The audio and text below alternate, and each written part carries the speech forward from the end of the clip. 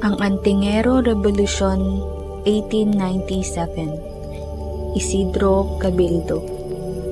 Prequel sa Ang Astig na Antingero ng Mount Banahaw, Dolores, 1914. Ang kwentong ito ay hindi lang basta alamat. Ito ay paunang kabanata ng isang mas malalim na kasaysayan. Bago pa dumating si Mateo de Maculangan ng astig na antingero ng Dolores noong panahon ng mga Amerikano. May isang antingero ang nauna, isang taong tulad din niya, matapang, makabayan, handang mamatay para sa bayan. Ito ang kwento ni Isidro Cabildo. Ang lalaking naging anino sa kasaysayan.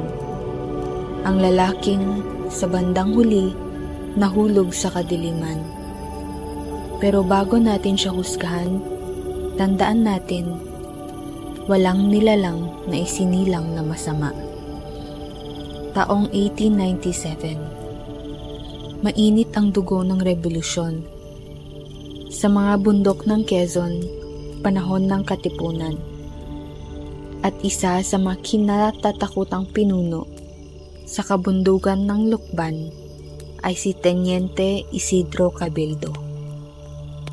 Pero bago siya naging alamat sa gubat, isa muna siyang anak ng alipin. Ako si Isidro.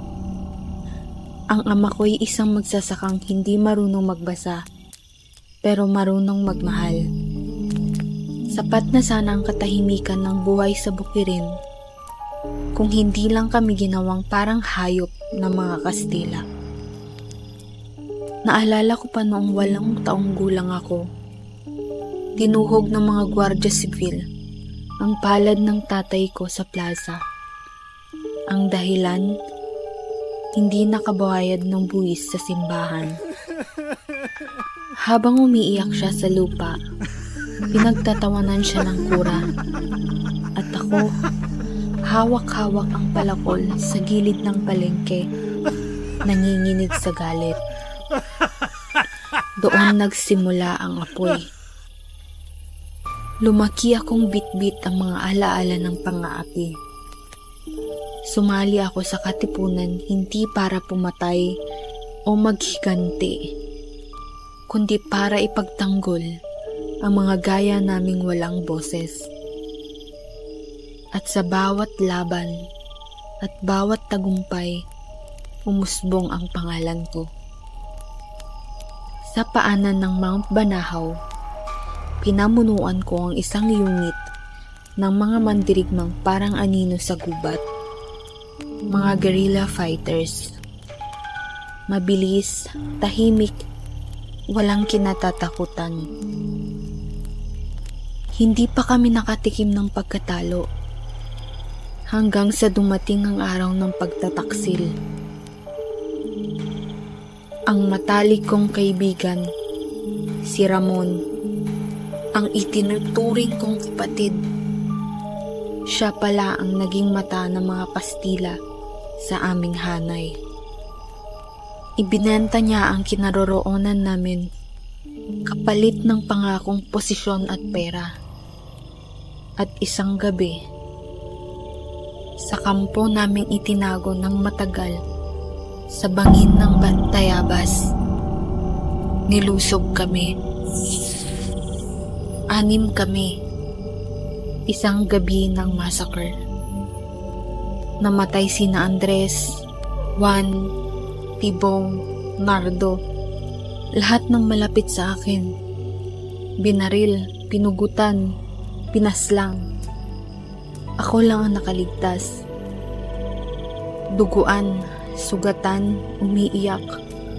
Humahabol ng hininga habang pinapanood kong nasusunog ang bandera ng Katipunan sa gitna ng bangin. Tumakbo ako. Hindi dahil sa duwag ako, kundi dahil gusto kong mabuhay para gumanti. Sa Sa loob ng 2 araw, walang makain, tubig ulan ang iniinom, bit-bit ang dugo ang itak, pusong unti-unting nilalamon ng puot, hanggang sa mga rating ko ang isang bahagi ng banahaw na hindi ko pa nararating. Isang lugar na tinatawag ng mga matatanda noon bilang gubat ng lalim. Walang may gustong pumasok doon. Ni mga albularyo umiiwas. Sinasabing tirahan iyon ng mga nilalang na nalimutan na ng panahon. Pero ako, wala na akong kinakatakutan. Hindi tao ang hinahanap ko. Hustisya. Ang lakas para makamit ko ito. At sa pinakaloob ng gubat, may nakita akong kuweba. Itim ang bunganga, amoy supre, parang may halimuyak ng dugot abo. At habang papalapit ako, naramdaman ko ang kakaibang hangin, malamig pero buhay. Pagpasok ko sa kuweba, isang tinig ang narinig ko. Anak ng digmaan, ikaw ang pinili ng bundok. Sa anino, lumitaw siya. Ang itim na mutya ng lalim. Isang nilalang na hindi tao, hindi rin ganap na espiritu. Mahaba ang buhok niya na parang usok, at ang balat niya ay parang nililok mula sa apo ng bulkan. Ang mata niya, itim na walang hangganan. Ang tinig niya, parang sabay na bulong at sigaw. Sabi niya, siya raw ang dating diwata ng digmaan. Ngunit isinumpa ng kalikasan nang labis siyang gumamit ng poot bilang kapangyarihan. Kaya't ngayon, siya ang espiritong nakakulong sa pinakaloob ng banahaw. At ako, ayon sa kanya, ay kagaya niya noon. Biktima, mandirigma, pinagtaksilan, nasunog ang pananampalataya. Kung bibigyan kita ng pagkakataon at lakas para makaganti, ano ang isusuko mo? Nawala na lahat sa akin. Ang buong pagkatao ko na lang ang pwede kong maisuko sa'yo. Sagot ko. Kung mabibigyan mo ko ng lakas para mabalikan ko lahat ng trumaydor sa akin, kahit buhay ko isusuko ko. Sa kamay niya, lumitaw ang isang itim na medalyon. Hugis bilog, gawa sa butot batong bulkan. May ukit na mga sinaunang simbolo na umiilaw sa dilim. At sa isang iglap na walang pag-aalinlangan, tinanggap ko ito. Ang mga sugat ko unti-unting gumaling, hindi sa pamamagitan ng mga dahon o tapal, kundi sa init na parang apoy na dumadaloy mula sa loob ng aking katawan. Sa bawat araw na ginugol ko sa loob ng kuweba, sa puso ng banahaw, mas lumalalim ang koneksyon ko sa nilalang na nakilala ko bilang mutya ng lalim. Hindi siya kaagad nagpakita sa akin sa kanyang tunay na anyo. Sa simula, tinig lang siya, isang bulong sa dilim. Isang alingaw-ngaw na matandang babae na paulit-ulit na tinatanong ako, bakit ka nagdusa, Isidro? Kanino ka nagtiwala? At kanino mo ngayon ibibigay ang natitirang lakas? Sa gabi, nananaginip ako ng kakaibang imahe. Nasusunog ang lukban, Ang katipunan, winasak mula sa loob. At ako, nakapiring at nakagapos, nilulublob sa ilog habang tinitingnan ng dating kaibigan ko na si Ramon, ang traidor. Sa likod niya, may mga Kastilang tumatawa. Isang gabi, sa gitna ng malalim na panaginip, lumitaw na naman siya. Ang mutya ng lalim, dating diwata ng digmaan, ayon sa kanya. Pinalayas siya ng kalikasan at itinakwil ng ibang mga elemento dahil pinili niyang ang sakripisyo at makialam sa mundo ng mga tao. Ngunit sa huli, nilimot siya ng mga tao mismo. Ngayon, sa galit at paninibugho, binigyan niya ng bagong layunin ang sarili. Ang wakasan, ang balanse, at likhain ang sarili niyang kaharian sa anino ng bundok Banahaw. Sumpain ang mga hirasya sa iyo. Bulong niya habang nilalapat ang isang itim na mutya sa dibdib ko. Hindi ka naalipin ng tadhana. Hindi ka naalipin ng bayan. Maging kasangkapan ka ng mga nilingon. Isa ka ng anino. Pagkagising ko, may dumaloy na bagong lakas sa katawan ko. Hindi lang ito lakas ng kalamnan, kundi ng kalooban. Nakakarinig na ako ng mga pag-iyak ng kaluluwa sa paligid. Nararamdaman ko ang bawat takot na nananalaytay sa loob ng tao at kaya ko itong pigilin o paglaruan. Pero ang kapalit, ang puso ko'y unti-unting lumalamig at tumitigas. Hindi na ako umiiyak sa alaala ng tatay ko. Hindi na ako kinikilig sa mga panaginip tungkol kay Maria, ang babaeng muntik ko ng mapangasawa. Lahat ng iyon, tinangay ng hangin sa loob ng kuweba. Sa unang pagkakataon, lumabas ako muli mula sa pinakaloob ng bundok. Bitbit ang medalyon at hinagpis. Nilakad ko ang paanan ng Banahaw patungong Tayabas. Naghahanap at naniningil ng kabayaran. Una kong pinunteriya si Ramon. Sa isang maliit na baryo kung saan siya nagtago bilang Guardia Sibil ng mga Kastila. Pinuntahan ko siya sa gabi ng bagong taon. Habang ang mga tao ay nagsisigawan sa pagputok at saya, tahimik akong naglakad sa madilim na eskinita patungo sa kanyang bahay. Hindi ko siya pinatay kaagad. Hindi ako galit. Hindi na. Wala na akong emosyon. Isa lang akong nilalang na humihingi ng hustisya sa paraang itinuro ng itim na mutya. Binigyan ko siya ng pagkakataong umamin. Isidro, patawarin mo ako.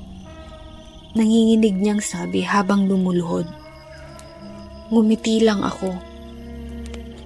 At sa unang pagkakataon, pinakawalan ko ang isa sa mga kapangyarihang ibinigay sa akin. Tinawag ko ang anino ng kanyang kasalanan. Mula sa lupa, lumabas ang hugis ng katawan ng mga gerilyang tinraidor niya. Isa-isang nilapitan siya at hinawakan, at saka siya tinangay sa ilalim ng lupa. Hindi ko siya pinatay. Ang kasalanan niya ang tumapos sa kanya. Ngunit hindi iyon ang katapusan. Habang papalayo ako sa nasusunog na baryo, may mga matang nakatingin sa akin mula sa kagubatan. Hindi tao, hindi rin hayop, Mula sa kakahuyan, lumitaw ang 3 nilalang. Mukhang tao, pero may balat na parang kahoy at mata na pula gaya ng baga. Mga bantay ng kalikasan ayon sa mutya. Hindi ito ang layunin ng mundo, sabi ng isa sa kanila. Binali mo ang balanse. Babala ng isa pa. Ngunit wala akong pakialam. Walang balanse kung wala ng hustisya. Sa pag-alis ko sa lugar, ramdam kong hindi lang mga nilalang ang naaalarma sa pagbabalik ko, kundi pati ang yundok mismo. At sa ilalim ng lupa, sa pinakaloob ng banahaw, isang bagay ang nagising na matagal nang natutulog. Bawat baryo na dinaanan ko, may iisang tugon ang mga tao. Takot. Sa una, hindi pa nila alam kung sino ako. Isang itim na anino lang daw. Laging may kasunod na pagkamatay. Labaw na natagpo ang tuyot, ang laman loob. Matandang bigla na lang nabulag kahit walang sugat. Bata na hindi na nagising matapos ang bangungot. Hindi ko intensyong saktan ang inosente. Ngunit hindi ko na rin tinatanggihan ang anino ng mutya. Sabi niya, ang mga ito ay kabayaran sa enerhiya kapag ginagamit ko ang medalyon. Kailangan nitong uminom mula sa paligid. Ganoon daw ang batas ng dilim. Ang lakas ay laging may katumbas o kapalit. Sa mga oras na yon, wala na akong pakialam.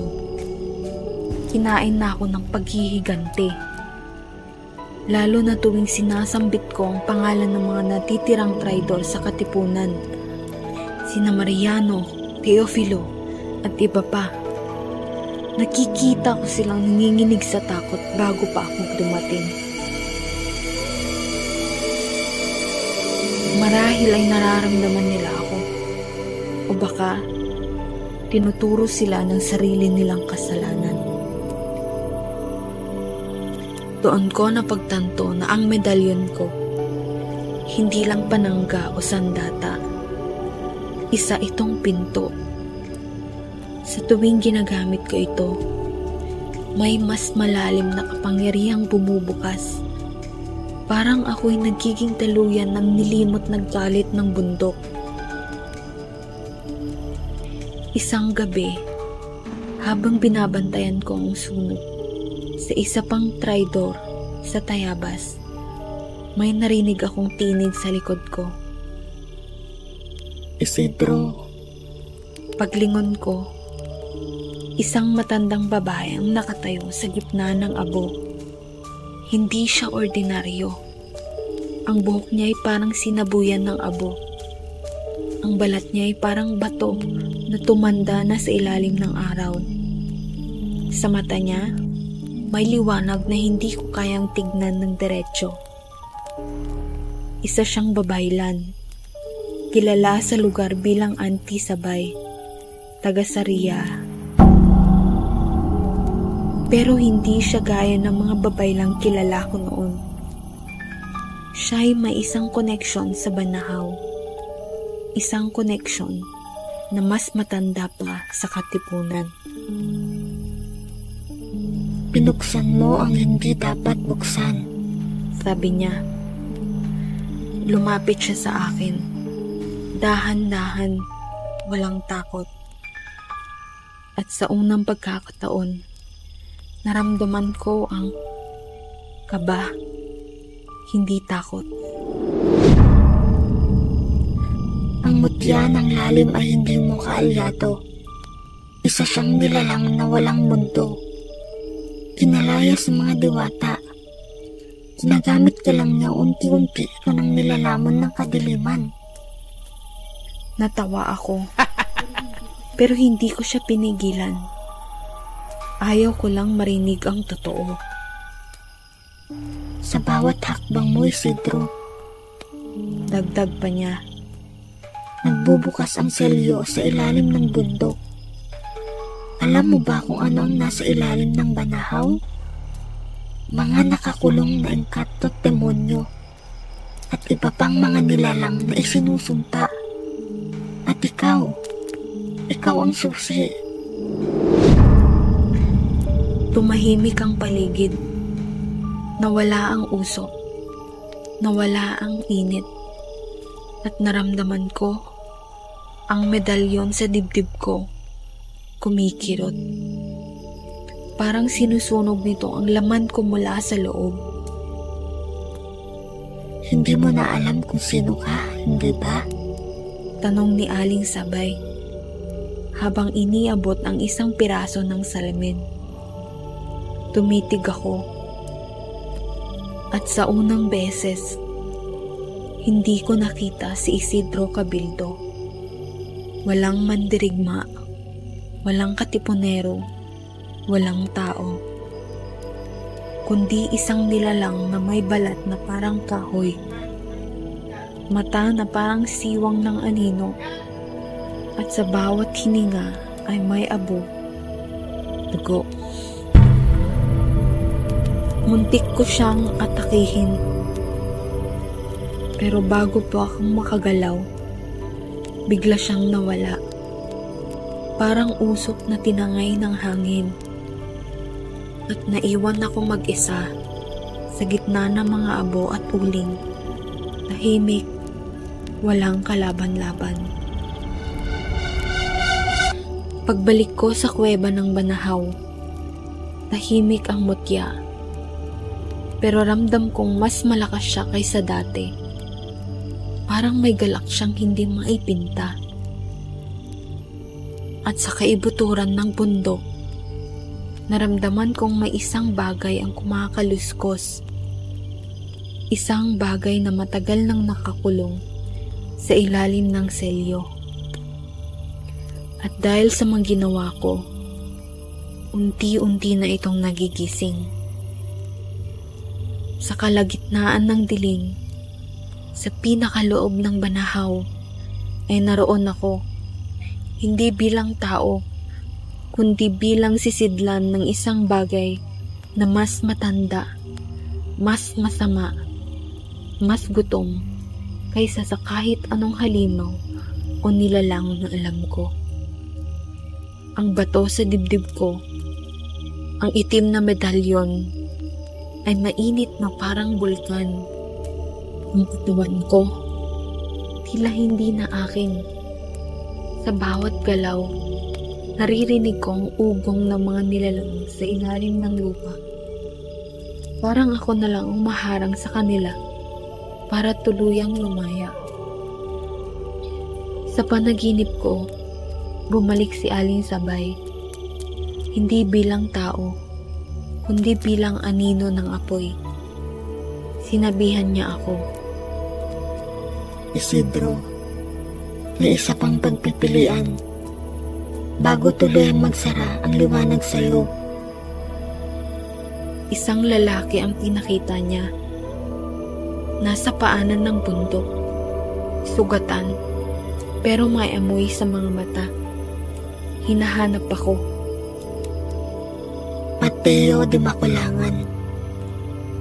Sabi ni Aling Sabay, Siya ay katulad mo, isang puso na handang mamatay para sa bayan, pero hindi pa nadudungisan. Siya ang magiging tagapagmana ng liwanag. Siya ang makakapagpalaya sa iyo sa kadiliman. Nagising ako na may dugo sa kamay.